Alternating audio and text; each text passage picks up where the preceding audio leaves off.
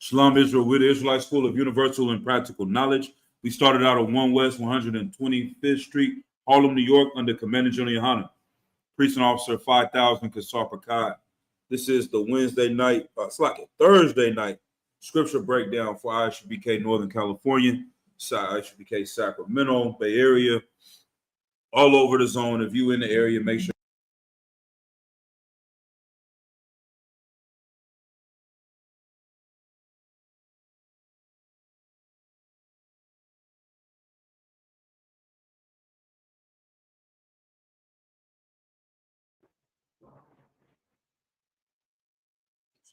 washed out throughout the class.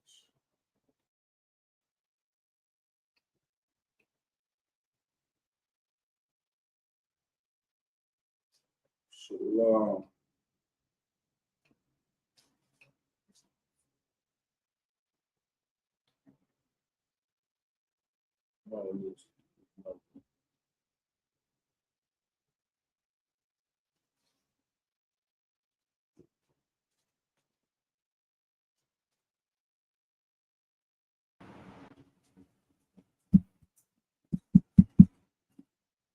You see, select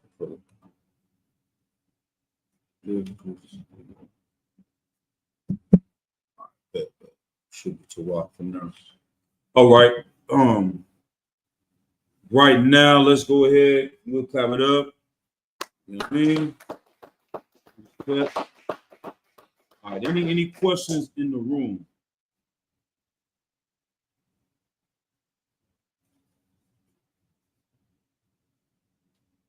Any questions online? If you have any questions online, go ahead, type them in the chat. Shalom, this is young man Mashak Messiah, Uragabar's son. He tapping in with the class as well. Y'all talk? All right. Y'all know the Bible, huh? Got the whole thing on lock. We're going to shut the class down then. You know what I mean? Definitely, that's Captain Desire right there, man. You know, we study throughout the week, find a way to get some questions when we come. But let's get into it then. So, the title of this class is America is Hell. It's hell for Blacks, Latinos, and Native Americans. The places that we live, the things that we go through is, you know, is vile. It's disgusting in a lot of ways. The things that we have to endure in this place as a people, it's not just things that have been recorded in history, recorded on TV, recorded in movies and books. These things, some of these things, no one has witnessed or remembered. But we know the Lord, the Most High, see these things. And that matter of fact, give me that that precept. I want two of them. Let me see.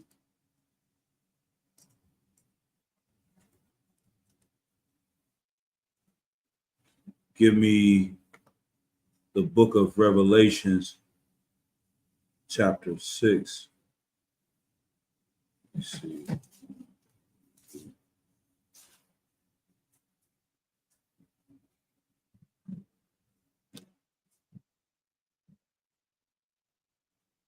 Revelation chapter 6 and verse 10.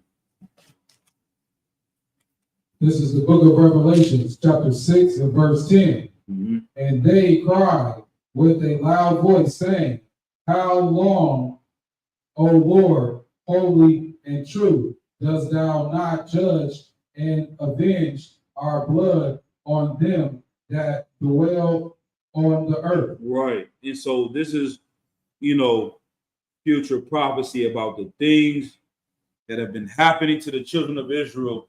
And these angels are crying out to the Lord and saying, how long will he not judge and avenge our blood on them that dwell on earth? Because it gets to that point. I don't know about y'all, but man, growing up, at certain times in my life, I would just ask myself or ask the Lord, like, why is it that Black people are at the bottom of everything? Why do we have to be hated? And, you know, you see things like Trayvon Martin. you see things like Tamir Rice, and you hear about these other cases where it's a little white boy that's running around with a real gun, pointed at the police, shooting it at the police, and they have mercy on him. But when it comes to us, when we're doing absolutely nothing, we get shot down, we get murdered in cold blood. It's like, why is this allowed to happen? And it's not until you come into the truth and start to understand the curses of the Bible, start to understand who your oppressor is and that he is the devil. You know what I mean? That allows you to know what exactly is going on. But even the angels want vengeance and justice for the children of Israel because they're sitting observing all these evil things that have happened to us. What you got, young man? Hey, Sus, I know you're both young men. It's like Ephraim, Aparia. What are your thoughts about that? Well, let me see. Which parts? Just anything, you know what I mean? Like the destruction of our people in America, and not only in America, underneath these Europeans. Just what are your thoughts on that stuff from day to day? Like, my thoughts day to day about oppression in general. Honestly, sir, that like just day to day realizing who exactly the enemy is is a heavy topic, especially when you got a lot of different types of conversations that you see online.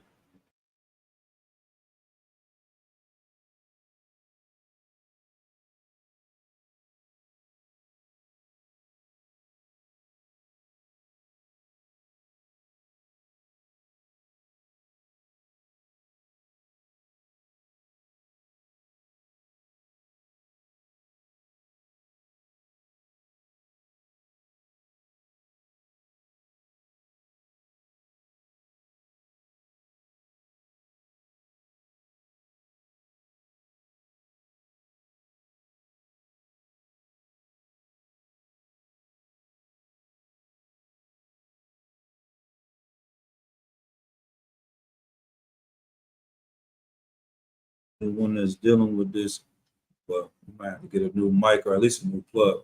But yeah, when you're talking about integrating, talking about loving the people that we are oppressed under. I was watching a camp speaking the other day from one of the old camp speaking from back in the days, and basically he was just saying how we are still slaves. This is your slave master, and in my mind I hear our people on the streets like, I'm not no slave. We're not slaves. Like, how can we be slaves? Somebody was commenting on a post, and they were basically like, we're not slaves. How can we be slaves in America when we got people making $100 million? He's like, we making $100 million. I'm like, how are we making $100 million? It's 4 niggas, it's 20 niggas making $100 million in America. It's 40 million of us suffering. And for someone to take this minority of our people to represent everyone is completely ignorant, and it's completely falls right into their hands. It was a guy, what's named Dr. Neely Fuller. He was basically saying that they're going to put a lot of rich people out there in the entertainment industry to make it seem like the majority of Black people are doing well, while on the flip side, the majority of us are really struggling. Like if you look online or TV or movies, it appears like all Black people are living amazing.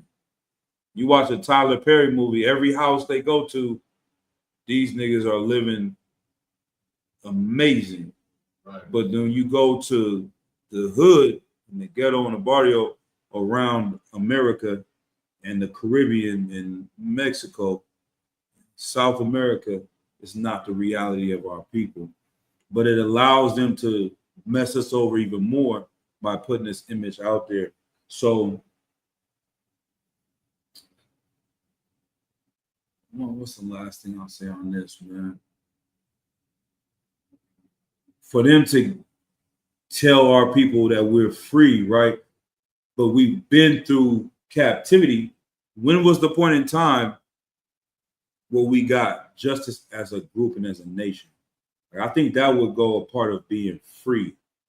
If someone did a crime to you, or just even animals, sometimes it's good to explain things to people like that. Like if you have a bunch of zebras or lions in the zoo, and you look at them like they're trapped, they're not in their wild environment.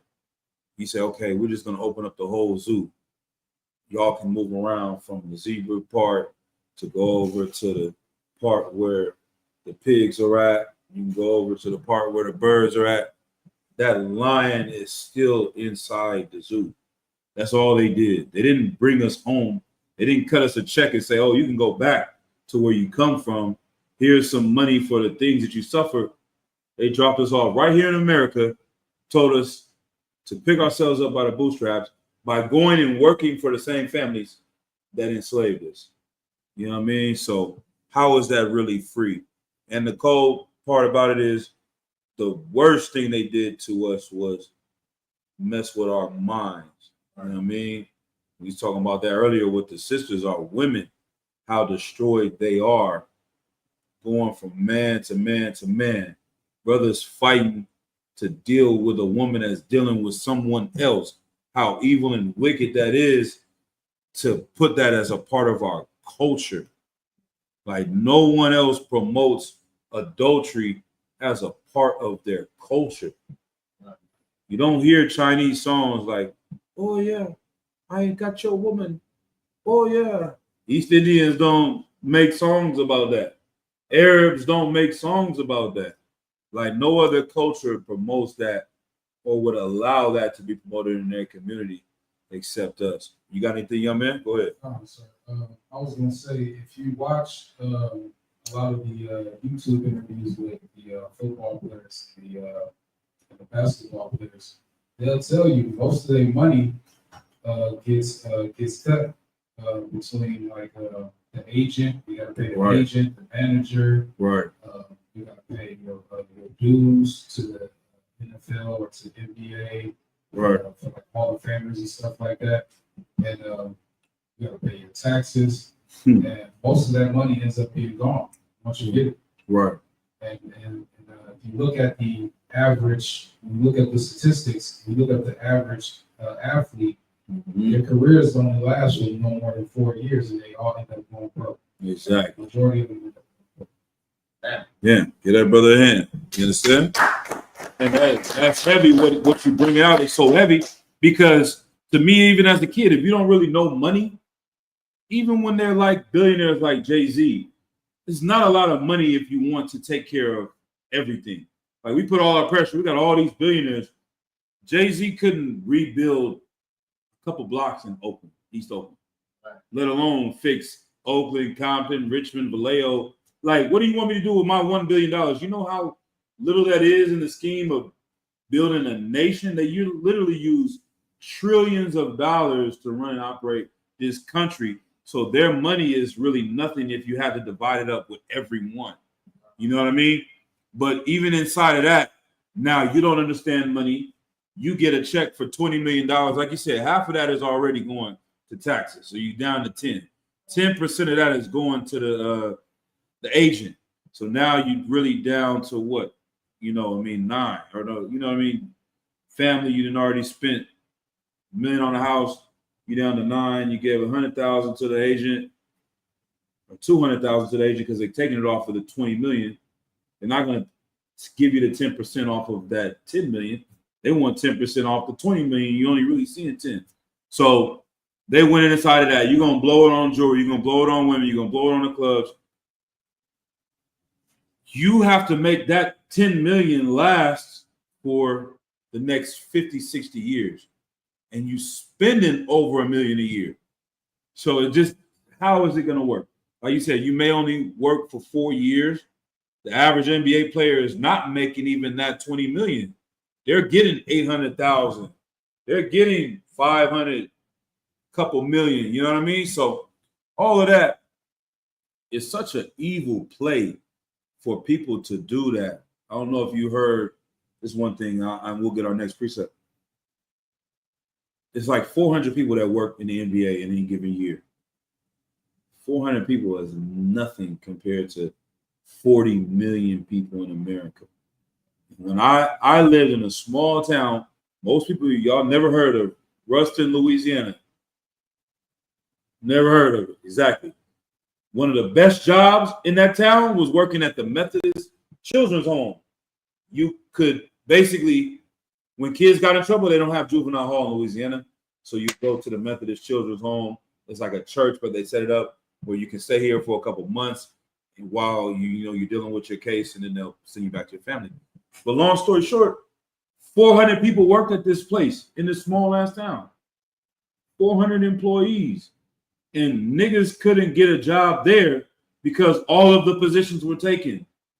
So you had everyone in the town of 25,000 people fighting to get a job here, and the jobs were always taken them. Now magnify that by 20 million people trying to work in the NBA. Even 10 million, even if it's a million people, that's 996. I can't even do it. You know what I mean? It's like 999. Man, it's ridiculous. Like, you just take 400 off of a million, and that's how many people. And that's just in America. That's not including. This is now a worldwide game. People are coming from Czechoslovakia, coming from Africa, coming from Greece to work in this NBA. But everyone in the hood wants to raise their kid to go to the NBA. Everyone wants to raise their sons to go to the NFL. And it's not realistic. Oh, you killing my dreams. That's what they say. Oh, I don't want to kill this little nigga's dreams. Nah, you're not going. You know what I mean? Even if you go, you're not about to save your family. You're going to be broken 4 years. So the oppressor puts these jobs and creates these industries not because they love football or see value in it, but it's a chess move to distract our people because they know we're simple to go towards this as opposed to wanting to become an engineer. You know what I'm saying? So can y'all Google two things? One, brother, Google, how much does the average engineer make? And then how many engineering jobs are in America right now?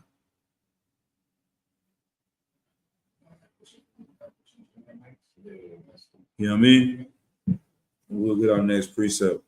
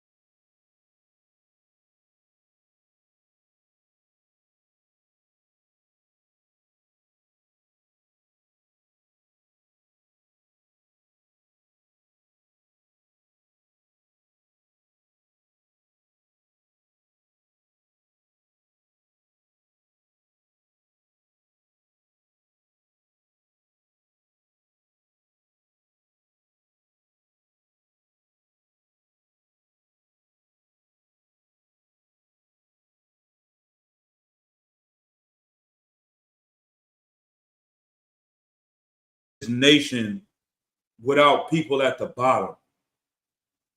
Who is going to work at Amazon?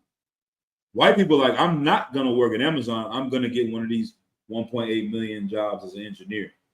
I'm going to raise my son to be an engineer, to be a doctor, to be a businessman, to be an entrepreneur, etc. I'm not going to raise him to go to the NFL and he ends up working at Taco Bell. Go ahead, up. Like it, sir. This is the definition of permanent underclass. Word. The underclass reference to a group of people in society who are characterized by chronic poverty, social marginalization, and limited access to opportunities. Right. So go ahead, up. What you got, young man? Ephraim? So basically, Israelites, sir. Come. Damn right. Yeah. They have a permanent underclass, meaning the ones that are struggling to survive, the ones that don't have any money, don't have any opportunity to get them. This is a permanent underclass. You have to, y'all know how public school systems work, right? They get tax money to open up a public school. The whole entire state of California collects taxes all year, every year. They're supposed to get money from the lotto to go towards schools. But some reason, when you go to the suburbs in the white communities, their schools are way nicer than the schools in the ghetto. Because they created something that says, if you live in this district, the taxes from these families support this school district. So now when you live in a rich area, those taxes build up. Y'all seen them high schools? It looks like a college. You go, well, you're like, damn, there's a high school in this community? And you go to your high school, it looks like a prison. You know what I mean? But it's all government funded. So how are we underneath the same government, but there's a big disparity between this one and that one? That's because if they gave you the same opportunities as them, they are feeding their competition. And no one is going to feed their competition. So give me Revelations 12 and 10. I'm not Revelations. Give me Ecclesiasticus chapter 12 and verse 10. Baba Kasha. Well, you got something, G? Go ahead. Sir,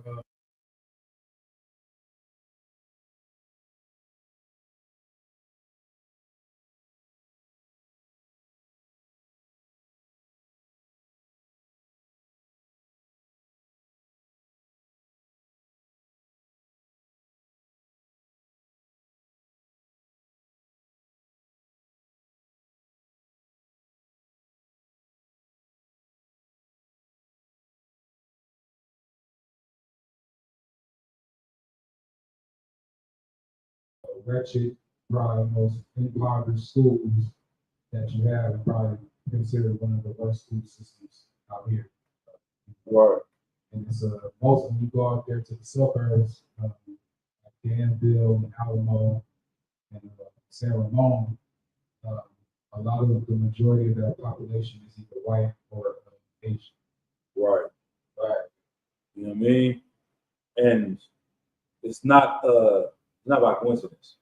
It's by plan. So that's why we say America is hell, because you're living in a place that's telling you all of these lies about how great it is, how much opportunity you have.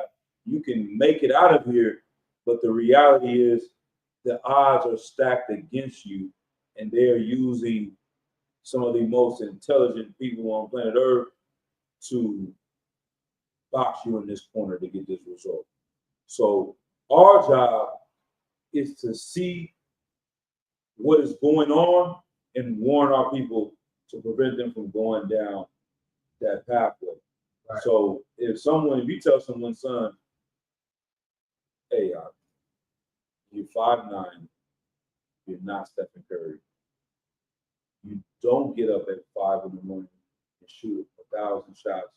You don't have the trainers to work with you like Stephen Curry's father. He was in the NBA. You don't have access to go play against this Kobe Bryant on the weekend, nigga, to become Steph Curry. You're working at UPS. You know what I'm saying? You're a hater. You're going against my dreams. You don't believe. I'm gonna prove you wrong. They everybody in the interview always say, never let anybody tell you you ain't gonna make it and kill your dreams. All the rappers they told me I ain't, man, if you don't knock it off, somebody gotta tell these niggas the truth. Like you're not going to the league. Knock it off. Like there is a league, it's called being an engineer. They're hiring 1.8 million people. You apply yourself, same energy you put into that, you put into this, you'll be good. Like y'all remember the pandemic too? They called them essential workers. They shut down the NBA for a minute because it's not an essential job. Nobody needs them. You know what I'm saying? It brings no value other than entertainment. It's watching grown men literally play a game for millions and millions of dollars, which is childish in itself. Go ahead. I think even especially for people in my age, they have amplified the hopes of people getting out there and becoming some sort of famous or some sort of icon in some type of way due to social media as well. Because like I don't know, like everybody wants to be the streamer now as well. Right. Everybody wants to be Kai Cenat. Everybody wants to be everybody wants to be Duke Dennis. Right. You know what I mean? And these are some of the same people, just like you said, these athletes are saying in their interviews with these rappers, they're saying the same thing. And they're doing edits with like music to it. Like with like music and all the dramatics. Oh, yeah. And The motivation. And you start going like, Yeah, like, why did I give up on that? Yeah. Get a brother a hand, man. You know what I mean? Like and that once you come out of that fog and start to see, it's good that you talking about social media. Like I said, we're gonna Lord allow through that class with Barack in Arizona. That's like one of the topics we're going into of the dangers of social media and how they influence our behavior, especially our young women, especially young girls. They're living online and seeing a lie. The majority of women online have perfect bodies, have, the best clothes, etc. You know what I mean? These expensive purses. They don't really go outside and look and see. The majority of women don't look like that. Right? Who is the lady that's making our tacos across the street? She don't look like. She don't look like the people. You know what I mean? She don't look like your Instagram model, your OnlyFans, or whatever. All these bras. That is a small percentage out of the billions on Earth, but online that percentage is magnified as the majority. And so if you stay online all day, you think this is the real world. So once again, we done a whole bunch of regular stuff today, whether it's getting gas. Even me, I'll be laughing. I'll go to restaurants or different places, and there are heathens that are working there. It tickles me a lot. It makes me laugh. You know what I'm saying? Like, nigga, I love seeing seeing an East Indian work at Jack in the Box. You know what I'm saying? That makes my day. You know what I'm saying? Like, I love going to, what was another place I went to? And it was a heathen working at a regular menial job. I'm like, damn, you traveled from India to work at Jack in the Box. That's crazy. I know you didn't come all the way over here to work at Jack in the Box. Right. You know what I'm saying? Right. And these are the same people that will look down on us as well. Right. You know what I mean? And feel better than us. It's like, nah, man. Right. This American dream is even falling for those around us. But, that's the real world. Somebody is doing a regular job everywhere you go, but online it doesn't feel like that. Go ahead up. Slight concern about that what you're bringing out so heavy because if you was definitely over where I live at, you'll be having a ball. That's all that you see. Yeah. It's East India working in every single East Indian restaurant or some type of Burger King or Jack in the Box or McDonald's. You know what I mean? And that's glorious in my sight. You know what I mean? And we're gonna see more and more of that. But once again, if you are at war with someone, you got to be strategic about it. So let's read it. We got Ecclesiastes 12, verse 10. verse 10. Verse 10. Mm-hmm. This is the book of Ecclesiasticus, chapter 12 and verse 10. Right. Never trust thy enemy. Never what? Never trust thy enemy. This is from the Lord. The Lord is giving us wisdom that we can use any day, any time, any year.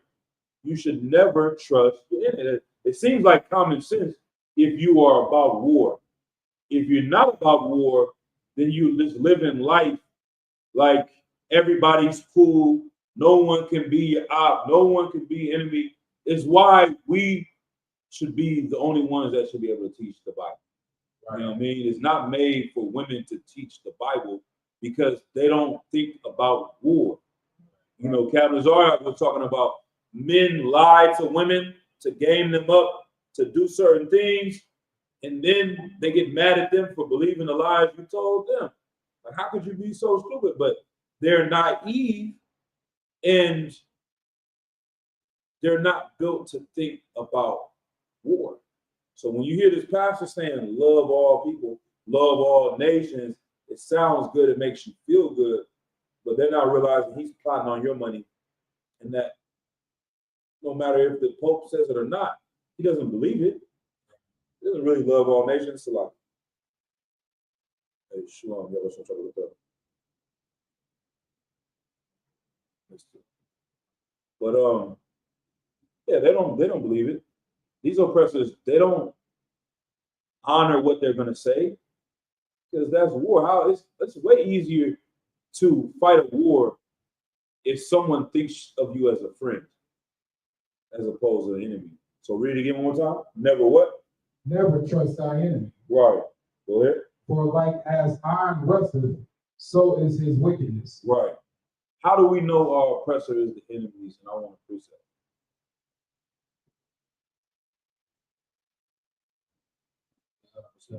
Okay. Got it. Fully. The earth is given into the hands of the wicked. Ooh, I'll take that. I'll take that one for sure. But okay. Go ahead. What you got? I can go to some of the easiest precepts. How I love this song, I hate it. But even right here in the 11th verse on Ecclesiastes, it's pretty heavy. What do you got? It says on Ecclesiastes chapter 12, verse 11, though he humble himself and go crouching, yet take good heed and beware of him. And thou shalt be unto him as if thou hadst white a looking glass. And thou shalt know that his rest hath not been altogether wiped away.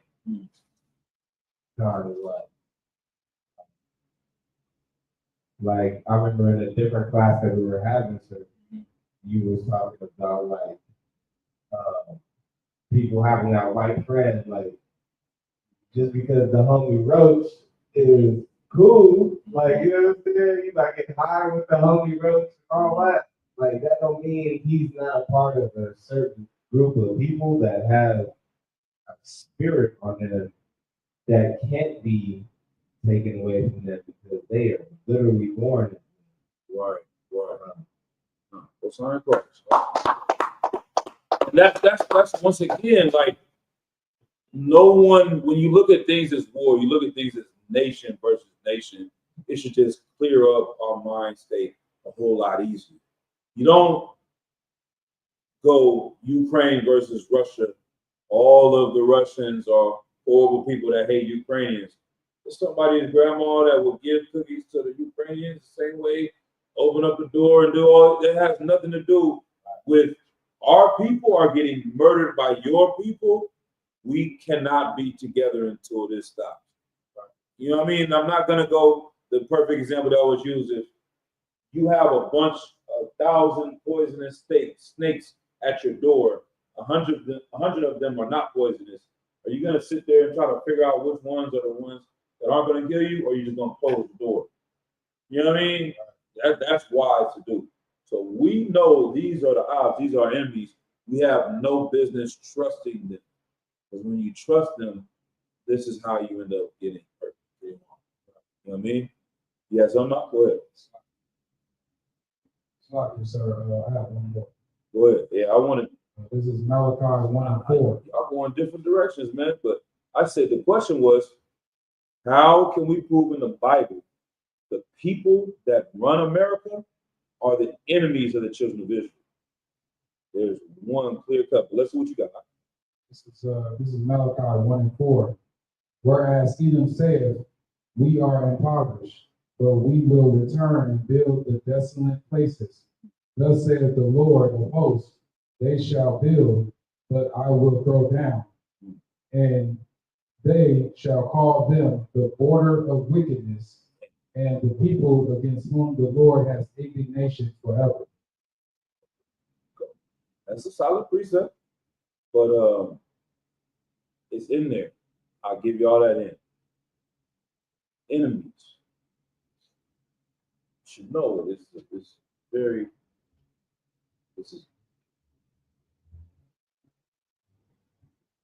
This is why you're here. We're all here.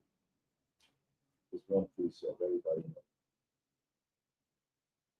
Yeah, y'all in the wrong spot. Y'all looking and searching something. Deuteronomy 28:68. Exactly. I mean, you gotta think when you out there, you want to explain this to a child. You want to explain this to someone that's never heard it before. Just because we've heard these things a million times. These people, that's what I said, enemies is there.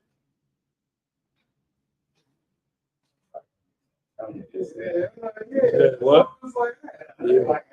Yeah. Nah. Y'all going. Sometimes it's straight, it's right there. You know what I mean? Go ahead. Now, this is the book of Deuteronomy, chapter 28 and verse 68. And the Lord shall bring thee into Egypt again with ships, Right. by the way whereof I spake unto thee, thou shalt see it no more again. Right. And there ye shall be sold unto your enemies. Like, I mean, how more clear or cut can you get it? Like, one Bible verse says, never trust your enemies. Another Bible verse says you're going to be sold as slaves to your enemies. These are not our friends. Right. It doesn't end. You never trust them. If they were your enemies then, they're your enemies now. It's just two manner of people in the womb, two nations. We have been ops since the womb. It don't get no more like realer than that. Like, that's why this book is so perfect, because if it were a movie, it would be an amazing movie. Like, that's not Spider-Man. You know what I mean? Wolverine, we got a lot of ops. Like, who is ops in the movies from? Who is Magneto versus Professor X? You got, who else you got? You got Wolverine versus Sabretooth. Who else some big ones? Superman versus the Green, what's his name? It's like Green Lantern.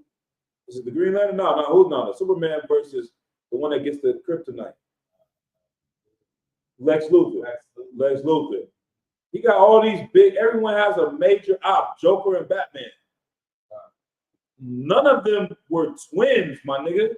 You know what I'm saying? Like, that story, you niggas been ops since the womb? You've hated each other since the womb? Give me Ezekiel 35:5. You know what I mean? This place is hell because it's the place where the people that hate us the most are in charge of us. And there's only one book that explains this story. This is the experience that you have. Everyone saw George Floyd get, I gotta pick up the story, you know what I'm saying? Like, y'all seen that? You know what I mean? I'm about to almost curse, you know what I mean? I'm trying to keep my page up and keep my discipline. But y'all saw the nigga get a knee on his neck for almost 9 minutes? Right. That is crazy, huh? They're fighting to free him. You know what I'm saying? Like, that's how it feels when we know how that feels too, though. It's the same thing. We be like, your cousin, nigga, you know this nigga that shot 4 niggas. He in jail for a robbery. But you know your cousin killed 4 niggas in the hood. And he did the robbery. You still gotta start talking about free this nigga. Because you don't give a damn. You know what I mean? Like, I love this nigga regardless. He was a real nigga. He's a soldier. Them niggas deserve to die. They was the ops. Free that man. You know what I mean? Like, that's what white people are doing. They got brotherhood for their people. Like, we don't care if he killed George Floyd. That was a dope fiend and he was the ops. He should have killed more of these niggas. Free Derek Chauvin. You know what I'm saying? Like, we're living in a place where the people that hate us the most out of all nations are running our people, are educating our people in schools, right? Educating our people in college, educating the smartest people out of our group. Gotta go to them to learn what it means to be smart. And all they're doing is feeding them information to help destroy our people. Like, it was a Breakfast Club interview, and it was an intelligent black woman battling with just hilarious that women are not the only ones that can have children. You know what I'm saying? She was like, yeah, if you have a uterus, you can have a child, but that doesn't mean you're a woman. You know what I mean? She's a highly educated, intelligent sister, but she has been put in our community by the opposition to brainwash all of our people. Go ahead, you got something? You got to go ahead. You got Book of Ezekiel, chapter 35, and verse 5. Right. Because thou hast had a perpetual hatred. Matter of fact, go to verse 1. Jonathan. The book of Ezekiel, chapter 35, and verse 1. Read it loud so they can hear you online. Moreover, the word of the Lord came unto me, saying, Right. Son of man, Uh-huh. set thy face against Mount Seir. Set thy face against Mount Seir. The Bible is it has certain themes. The children of Israel are likened to what mountain? Mount Zion. You know what I mean? The children of Esau was likened to the Mount Seir. So when you hear Mount Seir, we're talking about these people. Go ahead. And prophesy against it, and say unto it, Thus saith the Lord God, Behold, O Mount Seir, I am against thee. The Lord is what? I am against thee. So if they are our ops and the Lord is saying we're his people, then the Lord is against them too. They know this too.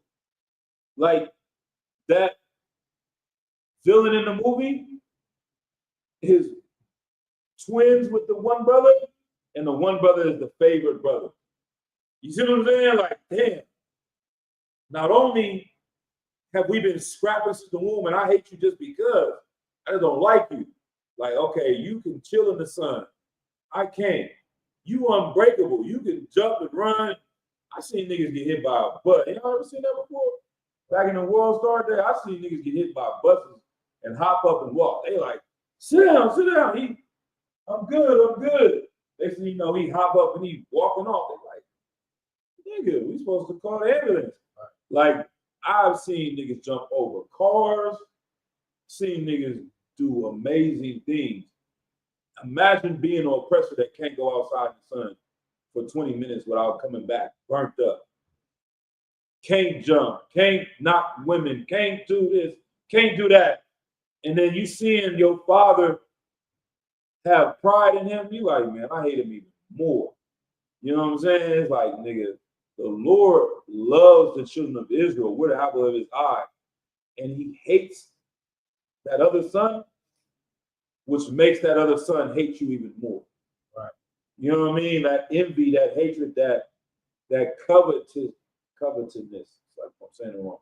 You know what I mean? Being covetous against something that someone else has. That's the spirit of Esau. Keep going. I will stretch out my hand against thee, Right. and I will make thee most desolate. I will lay thy cities waste, and thou shalt be desolate. And thou shalt know that I am the Lord, because thou hast had a perpetual hatred, and hast shed the blood of the children of Israel by the force. Has done what? Shed the blood of the children of Israel by the force. Right. They've had a perpetual hatred for the children of Israel. So no matter what generation it is, what time period it is, when they wake up, something in their spirit, like you were saying, says, I can't stand these niggas. Something about them, it irks me. Like you go to school and you see this nigga clapping on beat, dancing, and all the girls like him, and you like, I want to kill this nigga. You know what I'm saying? That's white people. That's how they look at us. That's how they feel about us. It's like, man, Jamal, you showed up late. I've been out here 7 o'clock on the dot. You went out here and did the job better than me. Julio and Juan showed up. They moving fast as hell. I can't stand them. You know what I mean? So what does that mean? That means they have okay, let me say this right. They've convinced you that they don't believe in this book anymore. They've convinced you that this is a fairy tale book and it's not real, but they're living in the reality, reading the book and saying, okay, this is me. We don't accept that part. Like, how do we know Blacks, Latinos, and Native Americans are the children of Israel? Because it doesn't say Puerto Ricans in here.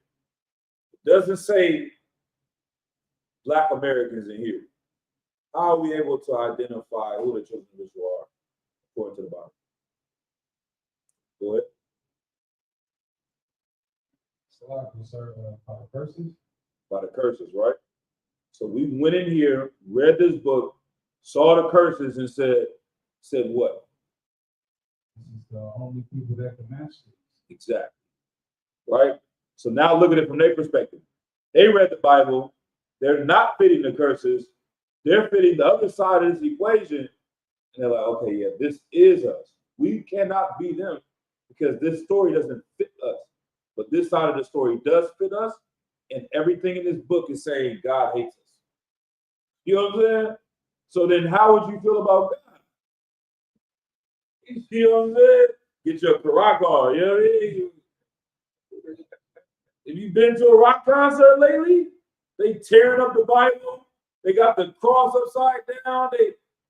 They, you know what I mean? Hail Satan. Like they love worshiping the devil. They love being atheists. Google one more question. I might ask Alexa. Alexa, which continent has the most atheists? Here's something I found on World Atlas. The continent of Asia is the world's largest continent, the most populous, and now the most irreligious. It Okay. is the most irreligious continent by both numbers of people who consider themselves of no particular religion affiliation and by percent of such in the total Alexa, population. stop. Alexa, stop. Let me see if I can get it more direct. Because let me see. Alexa, give me a list of the top 5 countries with the most atheists. Let's see if this starts. From wiseavoter.com, the 10 most atheist countries in the world, based on their non-religiousness rates, include Czech Republic, North Korea, Estonia, Japan, Hong Kong, China, South Korea, Latvia, Netherlands, and Uruguay. That's still, it's going a lot of forward. They can take that. I think you know what's different with that, because when I Google atheists, it was a lot of European countries. 70% of certain European countries are atheists. What I think they're doing is including Buddhists, because they say Buddhists don't believe in a God. You know what I mean? They don't call Buddhas a God. They didn't say Buddha is not a God. They don't believe that Buddhists are worshiping a God. So I think that's what that number is. But I'm gonna go back and look. I don't think if anything has changed in most recent years. But a lot of European countries, the people there don't believe in any kind of God. But go ahead up. Yes, sir. I could have sworn as a kid, I used to go in the Chinese store, and he used to have a little, this Asian man, he used to have a Buddha Right, up on his thing. right. And he was like, "Oh, you like the Buddha?" Mhm. And I was like, "Yeah." At the time, I was a kid. I was Right. And I was like, "Yeah." He was like, "Oh, yeah, that's it." He said, "Oh, you have on the, he said, you have on the cross?" I said, "Yeah, I got on the cross." He said, "That's your God." And he said, "This Buddha man here, this Buddha man here is my God." Damn, that's deep. Yeah. See, that's what I'm saying. But let's see. Alexa, do the people that are Buddhists have a God? From Wikipedia.org, Buddhist teachings state that there are divine beings called devas, sometimes translated as gods, and other Buddhist deities, heavens, and rebirths in his doctrine of samsara, or cyclical rebirth. They're changing this shit every day. But yeah, I've always, when I say, they say they don't have a God, like a high power God. They call them, I don't know what they call them, but maybe, man, we'll do some more into it, man. But either way, go ahead up. Like a spirit, right? Sir? Like they don't worship. They try to say that they are their own, like Buddha is, I don't know, man. What is the definition of the Buddha? Alexa, what is the definition of the Buddha? The Buddha, whose real name was Siddhartha Gautama, was an Indian religious leader and philosopher who is considered the founder of Buddhism. He is known as the Enlightened One and teaches people to live in the present and achieve inner peace. I guess there's like a whole bunch of Buddhas that come back. Like you can become a Buddha. You can attain that level that he is. Come on, man. I ain't even going to this. But what was you about to say? Did I cut you off? No sweat. We getting a little sidetracked. Let me get back to our precepts. But man, that's what I'm saying. I don't know. This Alexa, they be trying to switch stuff. I think this is something going on with that. I got to do investigation. Go ahead. So I can say, last time you asked Alexa something, I believe you asked what was a woman or whatever. Oh yeah. And Alexa Them made AI the be lying. transmission. They be lying. It's like it's hearing, it's listening to me. Esau and damn near changing the answers as it's going. You know what I mean? But I'm telling you, I read recently the majority of nations that are atheists are European nations. France, Spain, a lot of different countries in Europe, they don't believe in God. But the highest percentage of people that are atheists that push that mentality are in European nations. And the point that I'm saying is that they and their leaders have read this book and found out that God hates them, so they live life in opposite of God and the Bible. You know what I mean? They use the Bible to gain power, but they never believed in it, and they always hated it. And now they are allowed to come out and openly express their hatred for the God of the Bible. You know what I mean? So that's the world that we're living in now, where they're promoting all this transgenderism, promoting all these lies. You can do whatever, live however you want, and they're trying to infiltrate our people to believe in those things as well. Right? But let's go to a couple more precepts real quick. Let's go to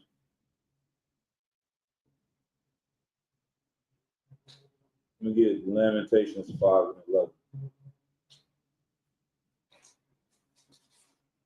Let me see if that's what I want.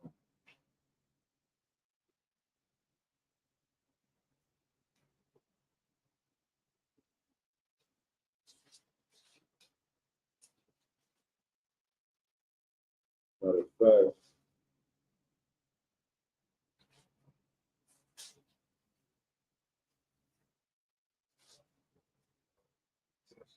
man, we can start almost.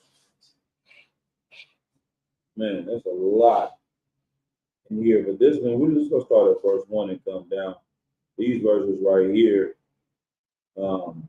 definitely speak to the experience of what we got going on. But You said 5. let's start at Lamentations 5 and 1. 5.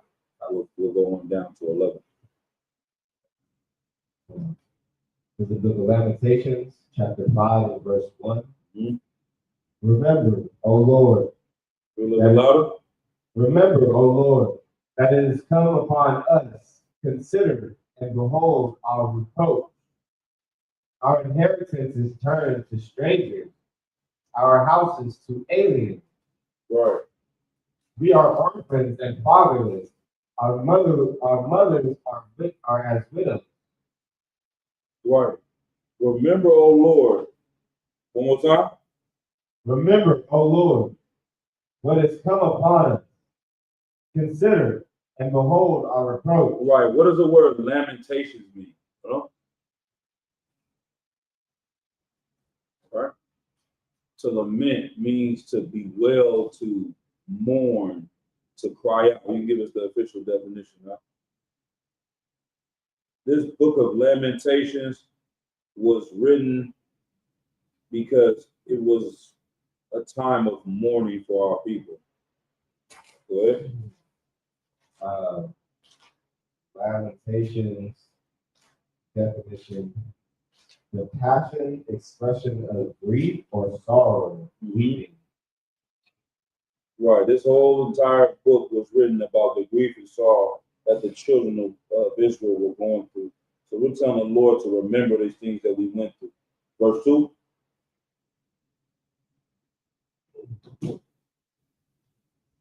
Our inheritance is turned to strangers, Right. our houses to aliens. Right. Our heritage, where we're from. The land of Israel was given to strangers. It was given to aliens, people that are not from there. Keep going. We are orphans and fatherless. Our mothers are as widows. Right. So everything in the Bible is always spiritual too. So not only is this literal, like we literally orphans. How many black children are in the foster care? How many black children are being adopted by different families? But we're also orphans as a nation. We're being adopted by the Egyptians. We want to be Egyptologists. I saw an interesting picture the other day, and even though we're on here, it was still funny to me. Like the picture, it shows the evolution of identity crisis, and 99% of this is correct. It just shows one nigga dressed in the Nation of Islam. In the next picture, in the 1950s, Nation of Islam. 1970s, African. 1990s, Hotep. They became Egyptians. 2010, then there was a Moor. Then 2020, Hebrew Israelite. Now Native American. You know what I'm saying? Like, and each one is the same brother put in a different garb and a different thing. Like, we are orphans and being adopted or trying to adopt all these cultures to give ourselves an identity because we want to be among these other nations because we don't know who we are. So that is spiritual about this as well when it says that we are orphans and fatherless. Our mothers are as widows. Verse 4. Verse 4. We have drunken our water for money. Right. Our wood is sold unto us. Damn. Like we have drunken our water for money. Like we selling everything that's valuable to us, to other nations. I'm selling this out. I'm gonna have to turn that up. I got this. Wow. I'm up here. Like this. You know what I mean? Everything is valuable to us, and our wood is sold unto us.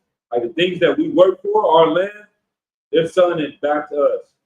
You go and you make an amazing song, and you gotta buy your masters from the record label. You know what I'm saying?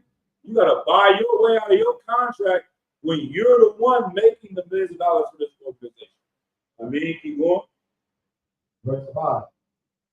Our necks are under persecution. Right? We labor, and we have no rest. Right. What is it saying? Was it Malachi 2:10? This is not our rest. We should not want to feel comfortable in this place.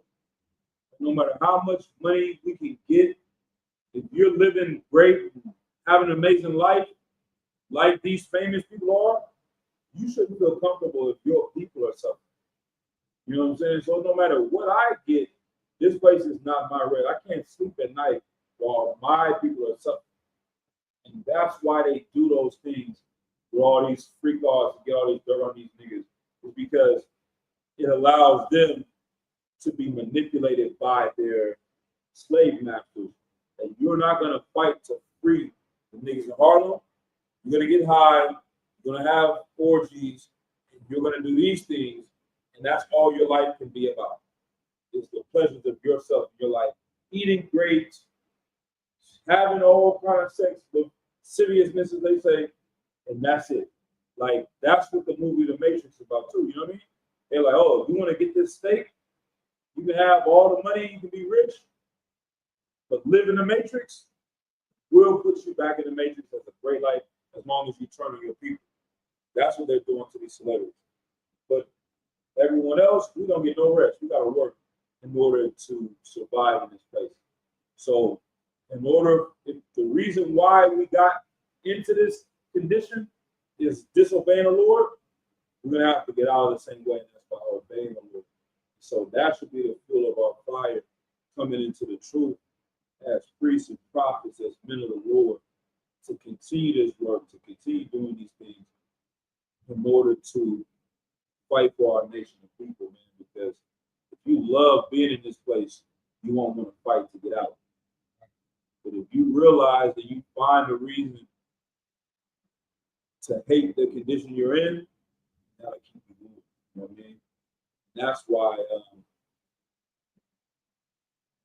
I know my question's a little bit hard. This is why Christ said it was hard for certain people to make it to the kingdom. Who are those people? There you go. It's as far as easier for what to happen.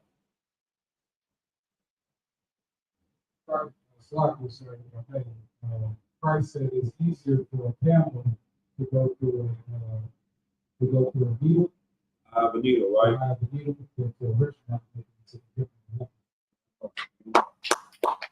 Yeah, exactly. Because people that are rich and wealthy, they're comfortable in this place, they don't want to destroy this place. What do you mean? We want America to be destroyed. America is the reason why I'm on this yacht. They had the young football player here on the yacht with 4 women scoring powder.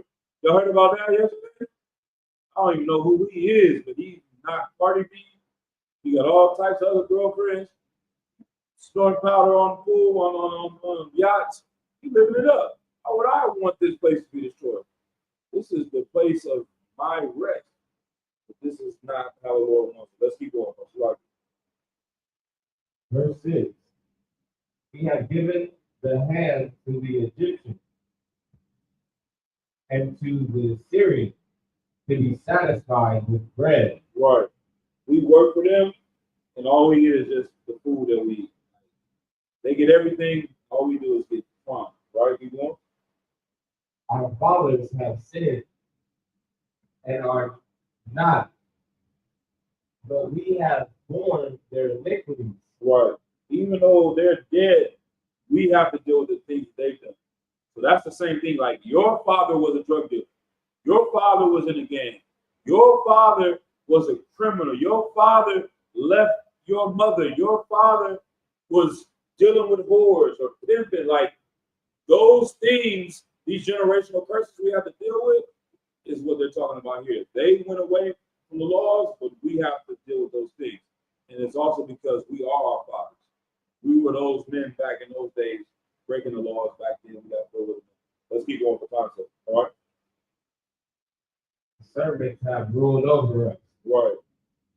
There is none that does deliver us out of their hand. Right. That's another precept that it says, I've seen servants on horses and kings.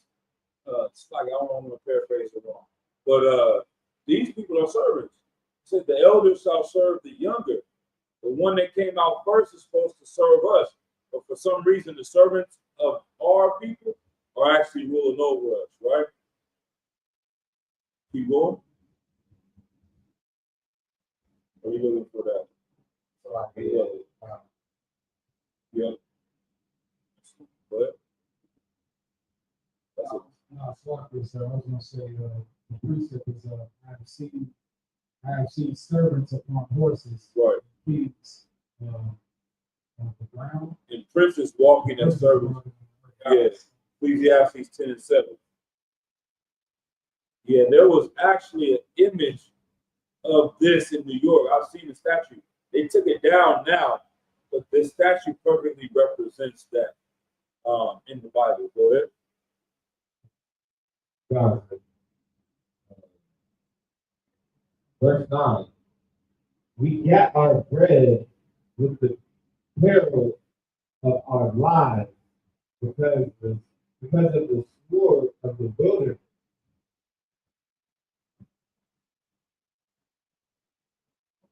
Keep going.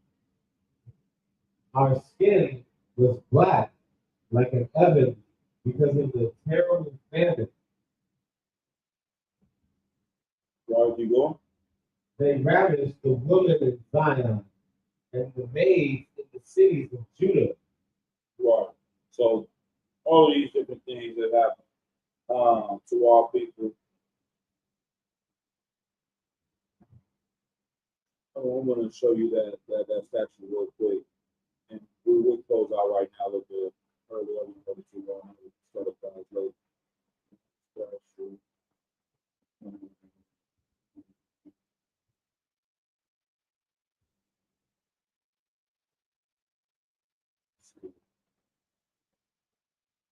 Let's see if it's a. Yeah, this is that image right here. I don't know if you ever seen this picture.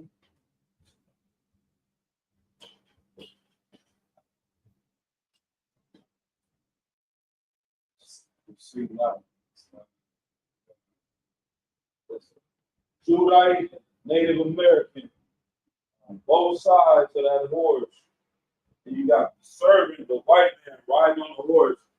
And I had never seen this, you know what I mean, statue before. I never heard about it, you know, in the troop or anything like that. I was young. I think I was I was over 50 when I saw it. It was my very first Passover. So when we went to New York, they have one of the biggest museums in, you know, country in the world. So I went there with my rib, and we standing in this long line waiting to go to the front of this museum, and I see this statue. I'm like, does anybody see it? I literally said it out loud. Like, I'm like, does anybody see this? You know what I mean? I feel like I wasn't being pranked or bumped or something. Like, I literally said it just like this tomorrow. I'm like, does anybody else out here see this? White people just walking by like it doesn't mean anything. I'm like, look at the imagery of this. It's a white man on a horse, and it's a nigga, Native American on both sides walking like slaves. And they eventually took that statue down because they figured, oh, this is racist. Like, and that, you know what happened? That the George Floyd is what led to them taking that down. Is when George Floyd happened, everybody started rioting and saying like America is really a racist country, and they've done so many evil things that they started analyzing all these different statues that they have around the country, taking it down because this is a Confederate general that was killing niggas for, you know, to keep slavery intact. But yeah, that was one of them that in a black man's or Native American spirit, walking past it, it does something to you. Like, how would that make, I'm gonna ask both of y'all those, how would that make you feel just seeing that, or imagine being a young child and seeing that image? How do you think that would make you feel? I mean, Slack was her, will make you feel inferior. right. Exactly. You got anything? Same thing. supposed to be following the nigga on the horse. Mhm. So if it's making you feel inferior, you saying like, damn, the person on the horse is the man, you understand, in this situation. That same feeling is opposite for the white kid that sees it. And that's why they were walking by it and didn't see anything wrong with it. It gives them a sense of pride and superiority. And that is what's happening all across the country. And so these things, these Bible verses, once again, it's showing you throughout the book that this is the reality we live in. This is our pressure. This is the hell that we're living in. And you shouldn't want to be in here. You want to do everything you can to get out of this thing. That's what the work that we dedicate our lives to. So, Noah said, y'all bear with me, can I read out of here? We out. This is it, we out. I mean, the brother brought this book, The Delectable Negro, and some of the passages that he had is what can help. Like, if you comfortable and you loving your life here, you start hearing these stories, remember what they did. Like, this should put a fire of anger of how the hell did they get away with this? How are they still doing this to our people if we haven't done anything about it? We got to do something about it. This is where we go to fight. All right? But it says, consumption under the new slavery. This is page 45 in the book called The Delectable Negro. The Charming Sally frequently transports slaves from Africa to the Caribbean. As a result, Epiano spends a significant amount of time in Barbados, Montserrat, and other parts of the Caribbean, observing overseers whom he describes as human butchers. You know what a butcher is? Chopping up cows, they're doing that to us humans. Practicing their cruel trade. One of the first narrated examples of this cruelty is a Negro man staked to the ground and cut most shockingly. His crime involved being connected with a white woman who was a common prostitute. Damn, she was a whore, dealing with her, and now he's getting punished for dealing with a white whore. She's not even the top white woman. Well, they're all whores anyway, but she's an actual 304. You know what I'm saying? And they gonna kill this nigga for whatever was going on with his wife, right? While staked to the ground, the overseer, bit by bit, cut off pieces of each of his ears, prolonging what was already a horrific and unbearable punishment. It was a common practice in the Caribbean to not only cut off the ears of slaves, but also to broil them and make the slaves eat the broiled pieces as punishment. You know what I mean? It goes on, but it talks about them cutting off different parts of your body, then making you eat part of yourself, and then making other slaves eat that as well. So forcing them to be cannibals. These were common practices. You know what I'm saying? So I just saw Captain Zaryak post some white woman eating a steak that was completely raw. She went into the grocery store, pulled the steak out the package, and just chewing on it. I'm like, man, this is what they're doing online with a camera right now in 2025. What are they doing with no cameras running? They can eat a person, they'll eat a person. So that's why I never want to hear them talk about Moab is the most vile or Hamites are the most disgusting. They eat anything. Nah, white people are the most disgusting people. Right? They just have gotten to a point of sophistication where you won't see them in that light, but they're vampires, so they want to eat human beings. You know what I mean? And in this book, it talks about it all the time. You know what I mean? So y'all can check that out. Put the water for the brother for bringing it through. But I guess this, the last thing I'll say is some of, these things. Tim Tebow came out with an interview, and I was showing that to you. He said that the majority of people sending and receiving videos of basically child pornography of children 12 and under He showed a map, like 111,000 things were sent to people in the country in 1 month. And the majority of the people sending that are middle-aged, educated white men. You know what I'm saying? So if they're comfortable doing that in 2025 online with a computer, with their IP address,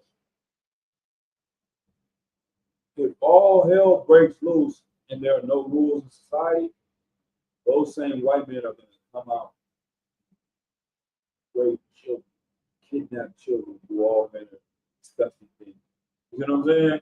Like this white woman gets online and eats a raw steak, but if there were no rules and no laws, that'll be your raw black hat. You know what I mean? Like that's gonna be that big black woman that go to church with that flabby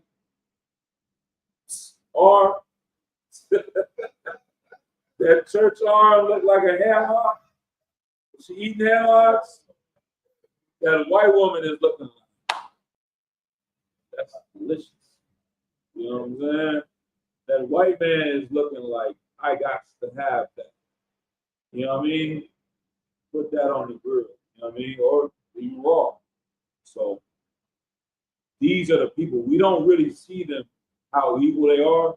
The reason why the Lord has opened our eyes to see this and to know our oppressor, our other people have been blinded to see this, but we know all bets are off.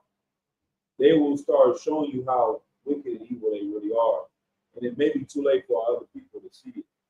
You know what I mean? It may be too late for them. They're just going to have to be lost in these plagues that are coming.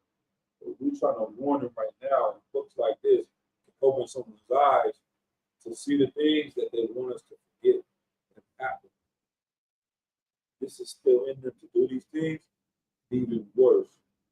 And I think Captain Zara said, you know, the Sadducees and Pharisees in the Bible, the men today that are running our people are worse because they are promoting transgenderism. They are promoting all the rainbow community. They're doing so much today that is worse. And I'll argue that today as well.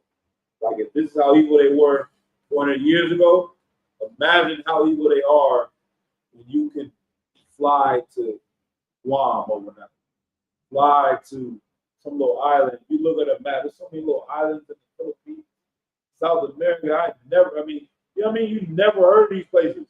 These white people that's going over there and doing all manner of wickedness and evil to these people we have no idea about.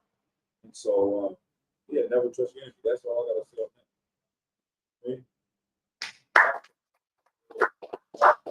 But yeah, we won't go other times. We're not gonna do that now.